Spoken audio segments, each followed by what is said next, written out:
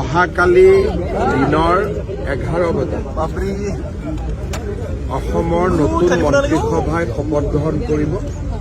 প্ৰধানমন্ত্ৰী ডাঙৰীয়া, প্ৰতিৰক্ষা মন্ত্ৰী ডাঙৰীয়া, গৃহমন্ত্ৰী ডাঙৰীয়া, দেশৰ বিত্তমন্ত্ৰী ডাঙৰীয়ানী আৰু NDA শাসিত ৰাজ্যৰ মুখ্যমন্ত্ৰী, উপমুখ্যমন্ত্ৰী সকলো অহাকালি এই সমাৰোহত যোগদান কৰিব। ভাৰতৰ কেইবাগৰাকীও বিশিষ্ট উদ্যোগপতিয়ে অংশগ্ৰহণ কৰিব।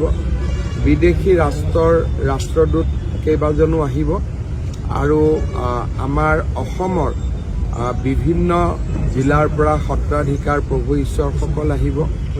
আমাৰ দলৰ কাৰ্যকৰ্তাসকল আহিব। আমাৰ সমগ্ৰ অসমতে থকা আমাৰ বুথ সমিতিসমূহৰ সভাপতিসকল আহিব।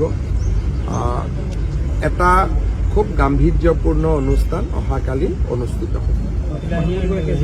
প্ৰধানমন্ত্ৰী আজি নিশা 10:30 বজাত গুৱাহাটীত আহি উপস্থিত হ'ব। গৃহমন্ত্ৰী ডাঙৰীয়া, ৰাজনাথ সিং ডাঙৰীয়া, নীতিন নবীন ডাঙৰীয়া, নিৰ্মলা সীতাৰমণ ডাঙৰীয়ানী সকলো আজি নিশা আহি উপস্থিত হ'ব। আমাৰ ৰাষ্ট্ৰীয় সভাপতি নীতিন নবীন ডাঙৰীয়া ৰাতি গুৱাহাটীত আহি পাব আৰু নিশা 10 বজাৰ পিছতহে অসম মন্ত্ৰীসভাৰ সম্পৰ্কত মই তেওঁৰ লগত আলোচনা কৰিব পাৰিম, কাৰণ এতিয়া টেলিফোনত মিনিষ্ট্ৰীৰ কথা পাতিব নোৱাৰি। গতিকে যোন মন্ত্ৰী হ'ব অহাকালি ৰাতিপুৱা 7টা বজাতহে তেখেতসকলেও গম পাব, কাৰণ নীতিন নবীন ডাঙৰীয়া ৰাতি 10 বজাত আহি উপস্থিত হ'ব। তাৰ পিছতহে মই তেওঁৰ লগত আলোচনা কৰিম।